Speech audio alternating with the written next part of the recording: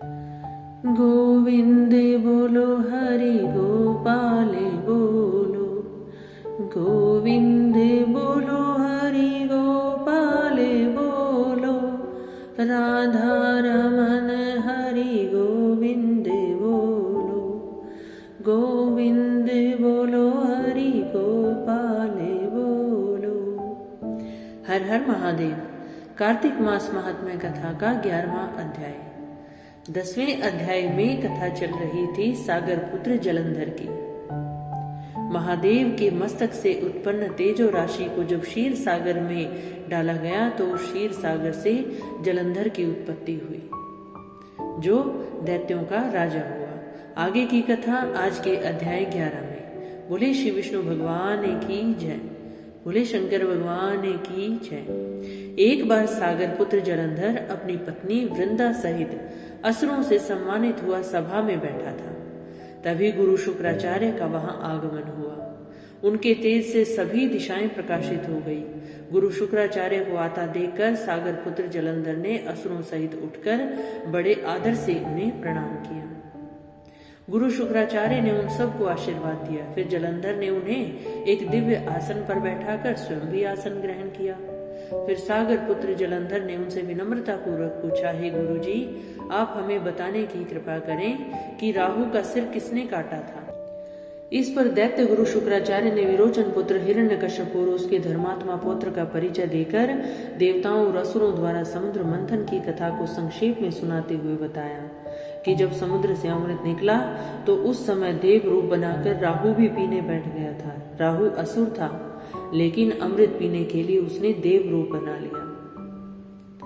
इस पर इंद्र के पक्षपाती भगवान विष्णु ने उसे पहचान कर उसका सिर काट डाला।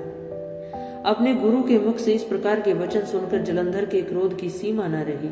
उसके नेत्र लाल हो गए। फिर उसने अपने धस्मर नामक दूत को बुलाया, उसे शुक्राचार्य द्वारा सुनाया गया वृतांत सुनाया। तत्पश्चात उसने धस्मर को आज्ञा दी कि तुम शीघ्र ही इंद्रपुरी में जाकर इंद्र को मेरी शरण में लाओ। धस्मर जलंधर का बहुत आज्ञाकारी और निपुण दूत था। वह जल्द ही इंद्र की सुधर्मा नामक सभा में जा पहुंचा और जलंधर के शब्दों में इंद्र से बोला, हे देवता धाम, तुमने समुद्र का मंथन क्यों किया? मेरे पिता के समस्त रत्नों को क्यों ले लिया? ऐसा करके तुमने अच्छा नहीं किया। यदि तू अपना भला चाहता है तो उन सभी रत्नों और देवताओं सहित मेरी शरण में आ जा, अन्यथा मैं तेरे राज्य का ध्वंस कर दूंगा। इसमें कुछ भी मिथ्या नहीं। इंद्र बहुत विस्मित हुआ और कहने लगा, पहले मेरे भय से सागर ने सब पर्वतों को अपनी कुक्षी में क्यों स्थान दिया और उसने मेरे शत्रु दैत्यों की क्यों रक्षा की? इसी कारण मैंने उनके सब रत्न हरण लिए हैं। मेरा द्रोही सुखी नहीं रह सकता, इसमें संदेह नहीं। इंद्र की ऐसी बात सुनकर वह दूत शीघ्र ही जलंधर के पास आया और सब बातें कह सुनाई। उसे सुनते ही वो दैत्य मारे क्रोध के अपने ओष्ठ फड़फड़ाने लगा और देवताओं पर विजय प्राप्त करने के लिए उसने उद्योग आरंभ किया। फिर तो सब दिशाओं पाताल से करोड़ों करोड़ों दैत्य उसके पास आने लगे। शुंभ निशुंभ आदि करोड़ों सेनापतियों के साथ जलंधर इंद्र से युद्ध करने लगा। शीघ्र ही इंद्र के नंदन वन में उसने अपनी सेना उतार दी। वीरों की शंख ध्वनि और गर्जना से इंद्रपुरी गूंज उठी।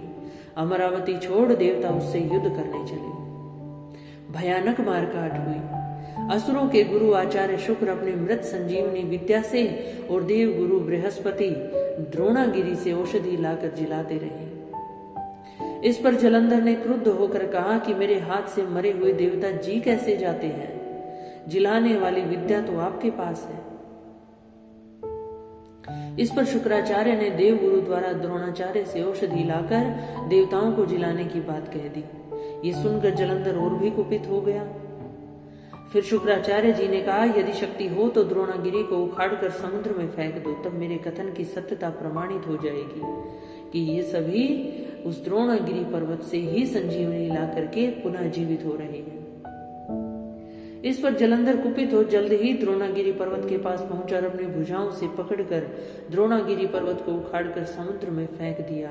ये तो भगवान शंकर का तेज था, इसमें जलंधर की कोई विचित्रता नहीं थी। इतनी शक्ति का होना ये भगवान शंकर के पुत्र के प्रमाण है। उसमें भगवान शंकर का तेज था, क्योंकि वो भगवान शंकर के मस्तक से उत्पन्न हुई तेज और राशि से उत्पन्न हुआ था।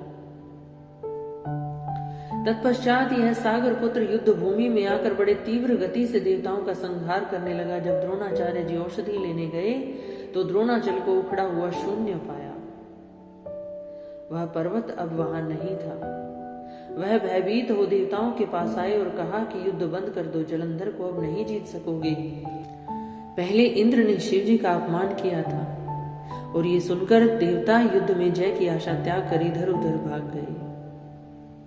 जब उन्हें पता चला कि इंद्र ने भगवान शिव जी का अपमान किया था और जलंधर भगवान शिव जी के मस्तक से उत्पन्न तेजो राशि से उत्पन्न भगवान शंकर का ही अंश है, इस सागर पुत्र से हम जीत नहीं सकते।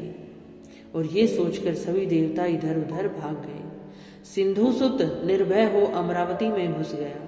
इंद्र आदि सब देवताओं ने जाकर के गुफाओं में शरण ली कि अब तो बचना असंभव है। बोले शंकर भगवान की जय, श्री विष्णु भगवान की जय। कार्तिक मास महात्म्य कथा का 11वां अध्याय यहाँ समाप्त होता है। 12वें अध्याय में आगे चलकर देवताओं और जलंधर के युद्ध का क्या परिणाम हुआ, इसकी चर्चा होगी। आगे के अध्याय सुनने के लिए मेरे चैनल को लाइक, शेयर और सब्सक्राइब जरूर कीजिए। हर हर महादेव।